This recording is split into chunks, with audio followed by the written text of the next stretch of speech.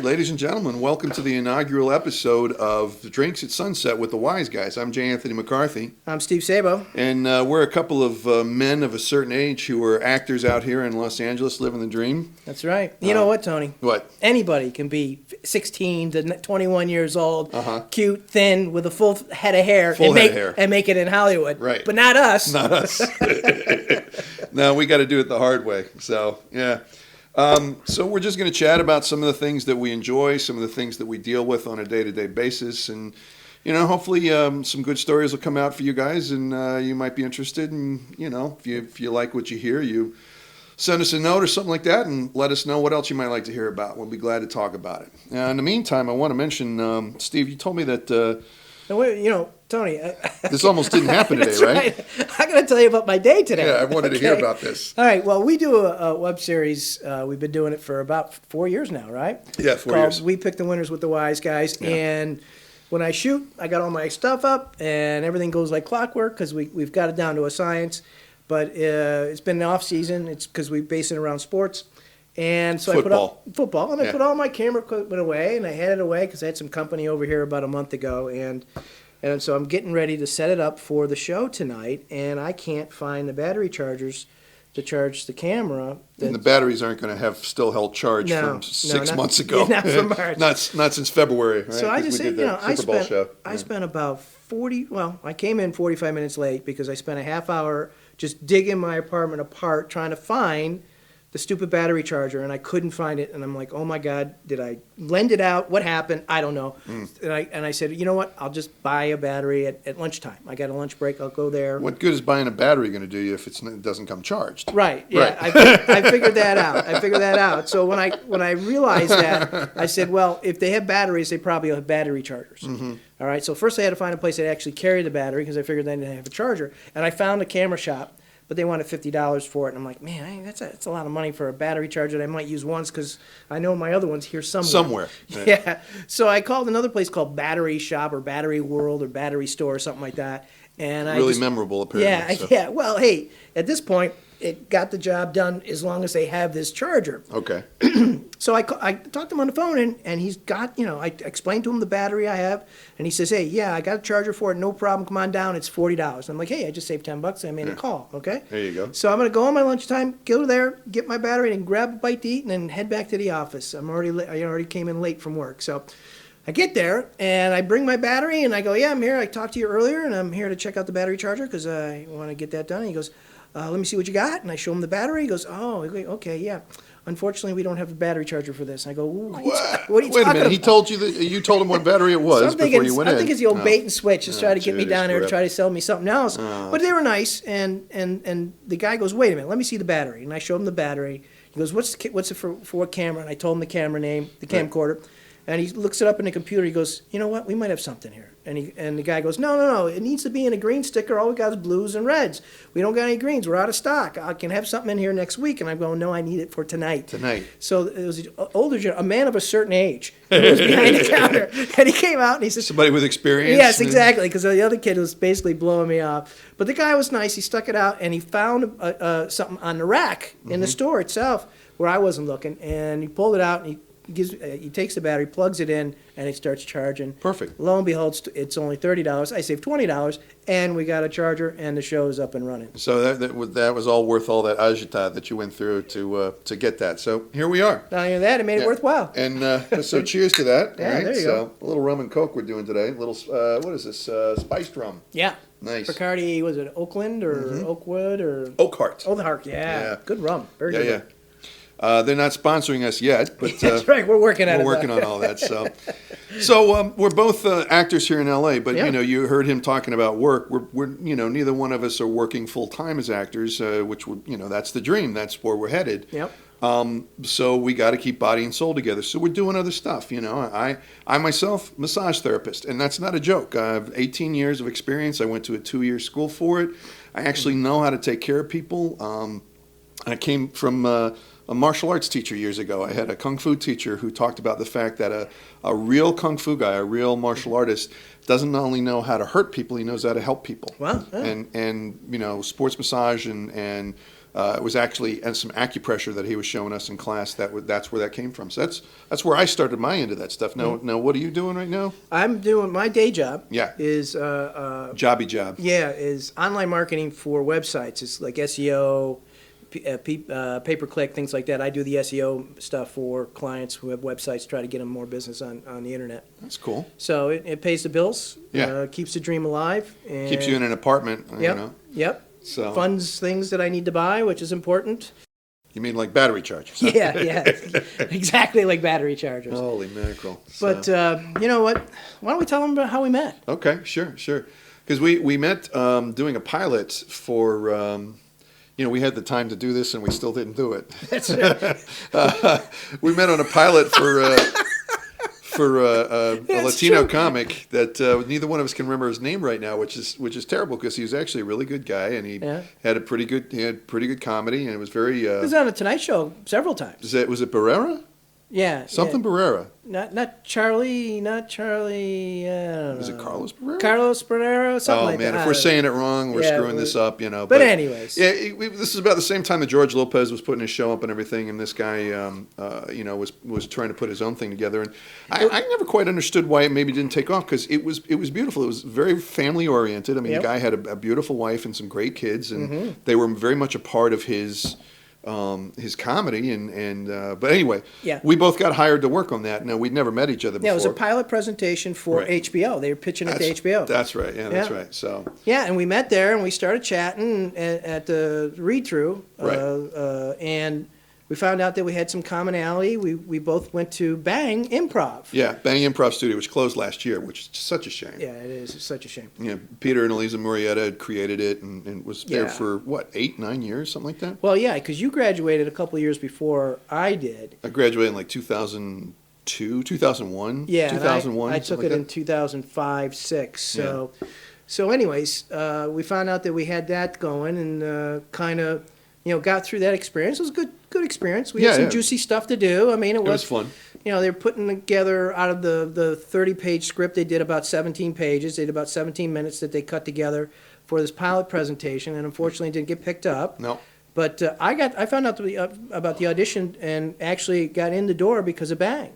Really? Yeah. Peter said, "Hey, you'd be good for this one role," and they had me as this straight yuppie neighbor next door, who was always kind of like the Gladys neighbor for the Bewitched, always trying to find out what they're doing wrong or just not relating too well to his other neighbor. But anyways, and you were the big I was the biker teddy bear, right? Yeah, I was the biker next door neighbor who.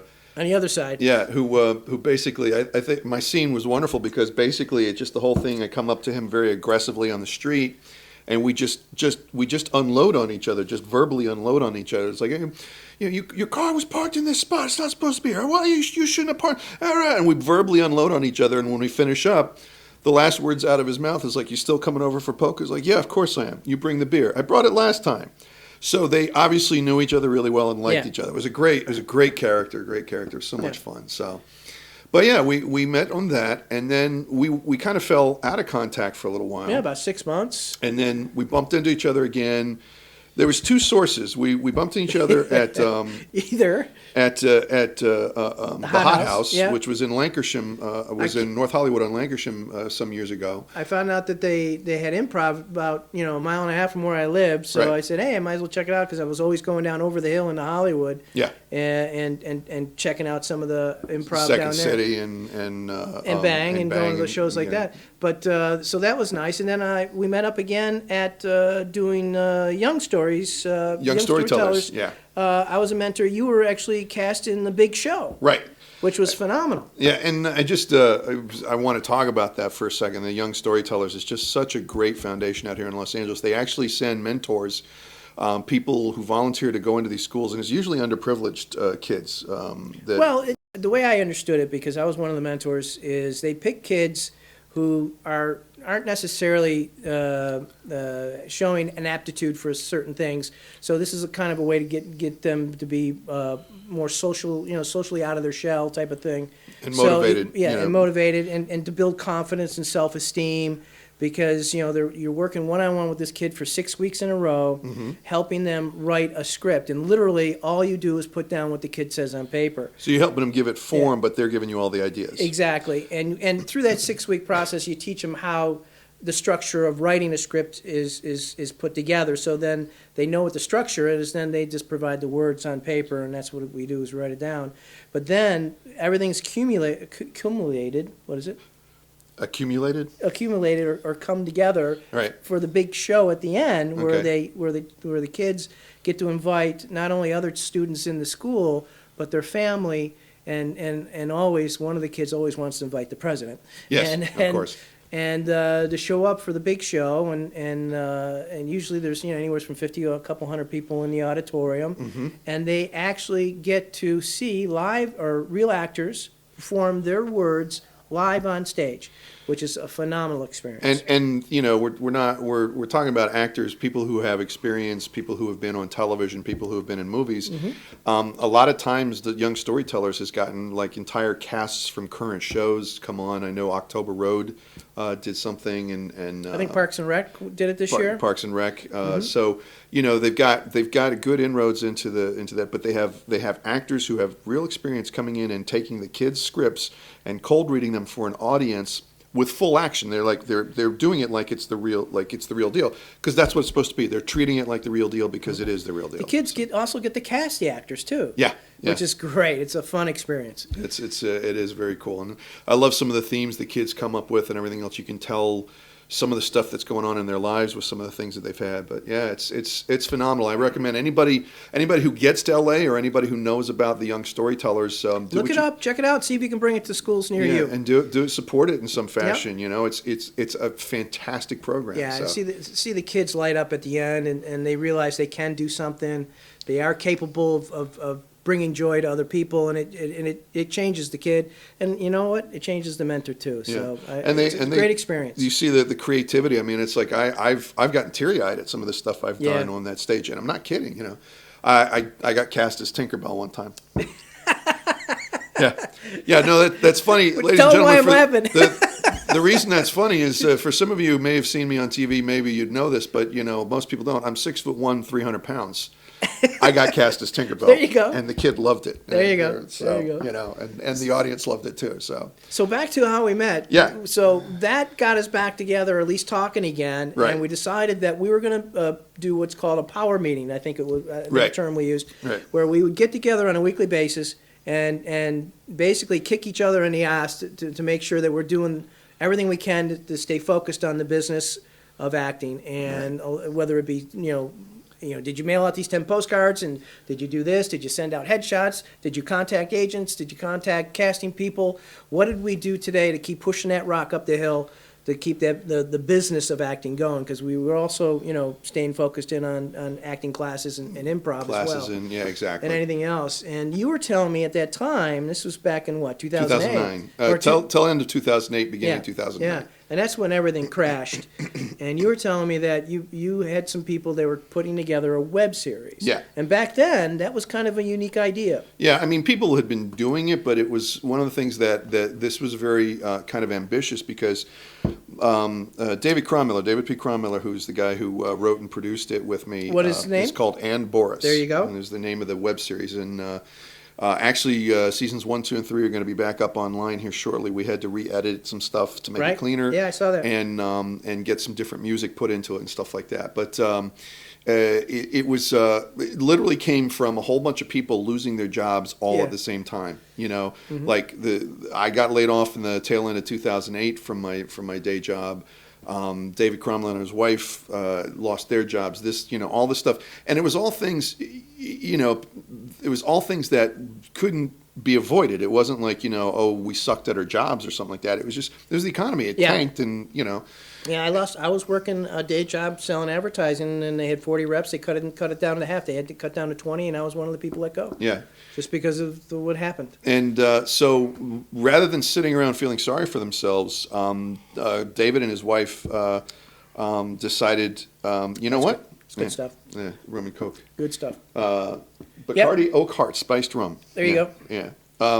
So David and his wife decided, rather than sitting around feeling sorry for themselves, they had a place that they were renting in the Burbank area that had a fairly closed-in backyard that if you look at one section of it, it looked kind of like a back alley.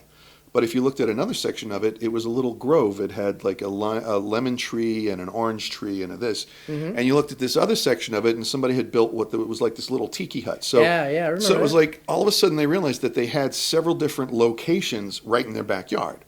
Location looks. Yeah, exactly. Yeah. You know, and then they had a it was a Sony SD600 camera, which is not it's not a film camera. It's not even supposed to be a video camera. It was a small take your picture camera that also had video capability. Right. And they said, screw it, we're going to shoot the lowest low budget thing we possibly can, but make it look as good as we possibly can. David's a graduate of USC Film School. Knows how to light things, knows how to set things up. So bought drop lights from the local hardware store. Right. And then brought in a bunch of like-minded people, actors, camera people, and everything else. And we got together and we shot this little action-adventure comedy series, which starred me as this way past his prime, fat Russian agent who had defected to the United States. The day he arrived in the United States was the day that the Soviet Union fell. So the U.S. government didn't need him anymore. So he's just been getting older and fatter over the years, and all of a sudden they needed him. And so it was all done. And like there were so many moments in the show that we wrote that was like, well, this is the moment where like somebody would just pull out a gun and shoot somebody. It was like, yeah, but we're in the middle of Burbank. We don't have any guns. We don't have the special effects for guns or any of that stuff. So we've got to just figure out a way why he dropped his gun and they start fighting. And there's just a ton of fist fights and everything, and I got to choreograph a lot of it, which was fun. That's it was true. Such a blast. And you did what, three seasons of that? Three seasons, which is basically like 4 to 6 episodes a season, and each episode was like 10 to 15 minutes. What we did, we call 3 seasons. We probably shot what would have been like one movie of the week or two or three episodes of an hour-long show. But you told the story. I mean, yeah, absolutely. We told a good story. And what we'll call a season is you have beginning, middle, and end in a season. Beginning, middle, and a season. You did 3 times. So. Yeah, exactly. But while we were doing the power meetings, you were just starting that. Just starting that, yeah. And and what Tony didn't know is I was telling everybody and anybody who in my acting group that we should be shooting stuff. We should be developing stuff. Because he said it all the time. We went through the damn writer's strike. A lot of the industry started to push its way down. So now a lot of working actors were pushing down because they were taking anything and everything they could because there just wasn't a lot of work. Right. So that was squeezing the little guys like us with not a lot of credits, squeezing us down even further and making it more difficult. So I kept screaming as loud as I could, we should develop and shoot our own stuff. And then when I heard that you were already doing it, I'm like, that's it. I wrote, for whatever, I don't know when it was, a month or two into our process of power meetings, I came to you with a script called The WiseGuys. Whacker 3000. Yep, which was hysterical. I thought it was really funny. It was a great concept. And that's the first thing I've ever wrote that actually showed anybody anything. And when your eyes lit up or saw a connection to it, I said, you know what, we're going to shoot this. Yeah. I don't know how but we're going to shoot this because at that time I had no equipment, nothing. All I knew is this is what I wanted to do.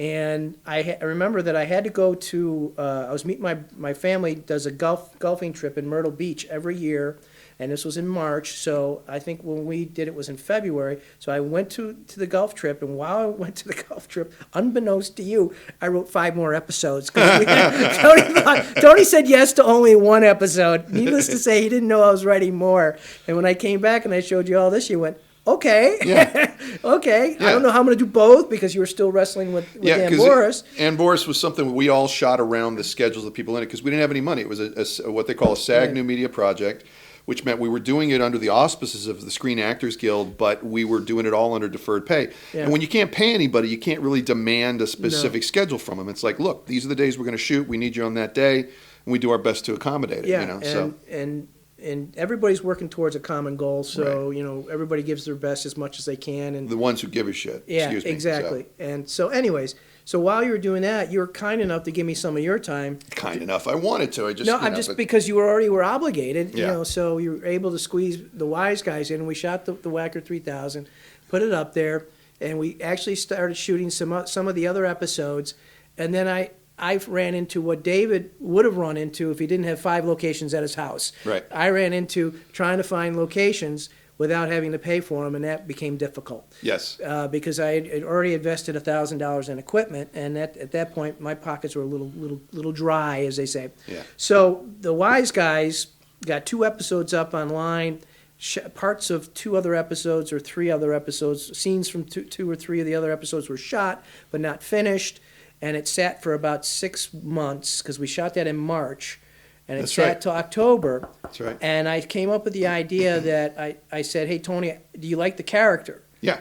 And the character, if you don't know, is we play 2 low-end mafia. Wannabes. We're in the mafia. Yeah, but we're not. We're connected.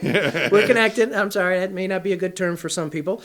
But anyways, and you play Big Paulie to my Vinny two times. And we're kind of like screw-ups. Yeah. To say the least. Major screw-ups who would never believe they're screw-ups because Yes. they're too cool for school. It's they think they're okay. They think they're on top of stuff. In their world. Yeah. But I just said, if you like the character, I think I found another fit for them, and I think I found a way we could do this on a regular basis. And he goes, what do you mean? And I go, well, what if we develop a show around football, so we got a built-in weekly schedule. Right. So that kind of took away the trying to figure out what to do from a script standpoint.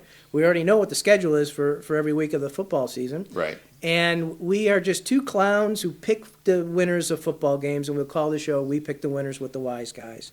And What was really funny, the first couple of shows that we did, we both went out of our way to pick as badly as we could. We were given the worst reasons possible because we were trying to pretend like we knew what we were doing, but we really didn't. And we were picking teams based on mascots. Well, the logos. Eagles are a bigger bird than a Seahawk, so the Eagles are going to win this one. You know, it's like. Or the colors, or something like that. Panther's going to crush the eagle or something like that. Yeah, exactly. That was a lot of fun. We tried to pick the worst that we could, and what wound up happening was we both actually picked pretty well. we actually were beating some of the actual prognosticators that are on TV and stuff. So we came in week 8 of the season and went all the way through to the Super Bowl and did the Super Bowl. So we did a half a season basically, or almost 3/4 of a season, and we liked it. It was fun. And we were nice enough. A friend of ours was nice enough to get us a location on a weekly basis, but it was outdoors. Right. And so that was okay, but it can get challenging if it gets windy and or noisy. And there was always a garbage truck that showed up at the same time that Plus, we started had people shooting. driving. We had girls driving from all ends of the earth trying to get there, and it was a tough location, but it was a consistent location, so we took it. Yeah. I moved into a new apartment the next year, and I made sure that my apartment was big enough to shoot. I found an apartment that allowed me to shoot the episodes there, and we moved the show into my apartment, and we shot 2 more seasons, full seasons, 21 weeks, basically a TV show. Yeah. And we did the next year, and then the following year we did a one-off, and then last year we did a whole season again. Yep.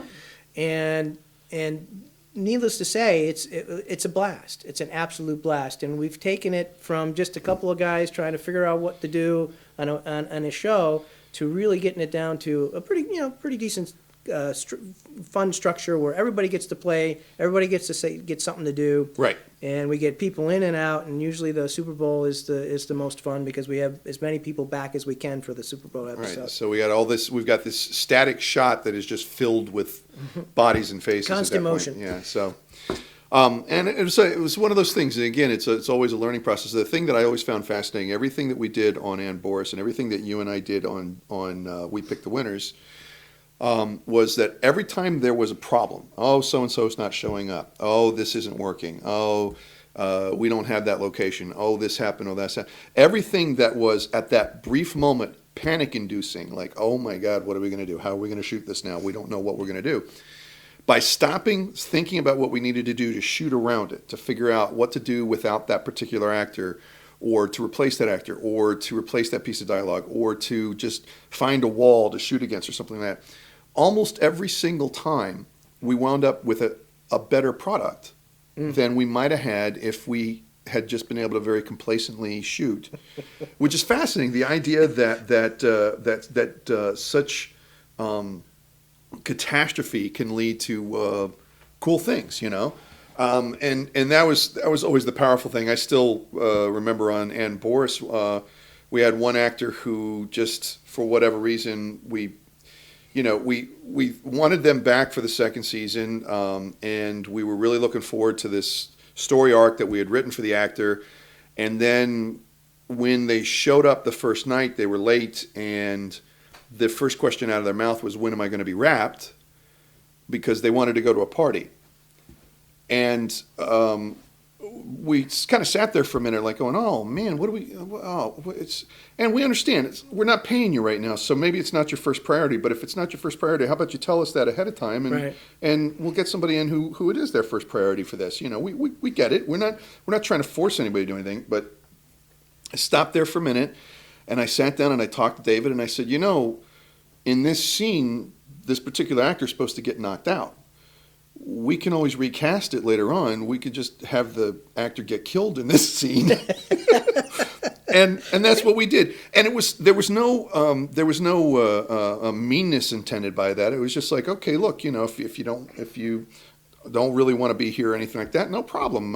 We'll get you out of here. We'll get you to your party on time, and we did.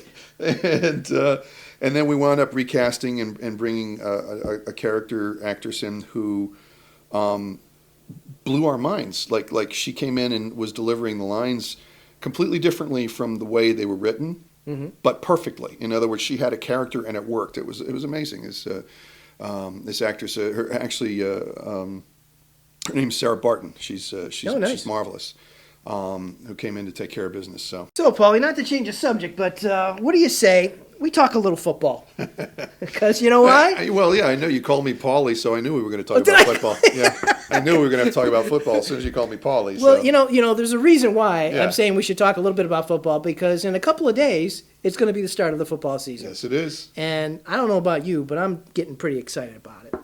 I'm sorry, I didn't get to watch any of the college ball last weekend, so I'm excited about ball being played, period, you know. Yeah. I'm excited about the idea that that Los Angeles is getting a freaking arena league team for crying out true. Even LA, though it's all the way down in Anaheim. Kiss LA, I think it called. Because it was Kiss. Kiss who bought it. Yeah. So, all right. So let's talk a little football. Let's talk a little football. I think we have a bust out game of the week. Bust out game of the week. And a couple of whacks of the week. Whack of the week, if I remember correctly. Yeah. So for our bust out game of the week, got the. You want to take this? Yeah, I'll take this, big boy. All right, we got the 0-0 Baltimore Ravens against the 0-0 Denver Broncos. That's obvious. It's the beginning of the season. Everybody's 0-0. You don't have to. I always give this the record, man. All right. So, you know, as Joey Flacco and the patched up defense takes on Peyton Manning and his patched up defense at Mile High Stadium. Okay, Paulie, who do you like?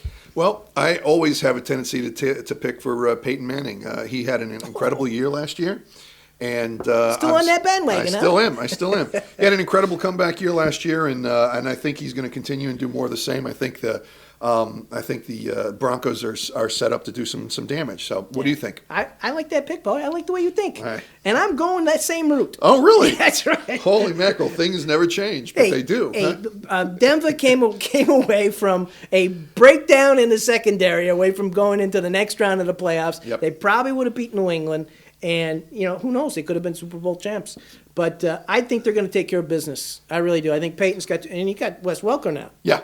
So, you know, come on. Peyton Manning with another receiver to throw to who can catch the ball. Who can catch the ball. Right. So I like this in a squeaker.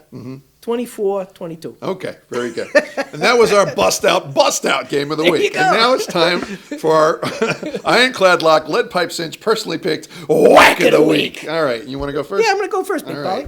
Okay, my can't miss, got to have it Whack of the Week as the 0-0 New England Patriots at the 0-0 Buffalo Bills. Wait till you hear how I do it myself. But go on.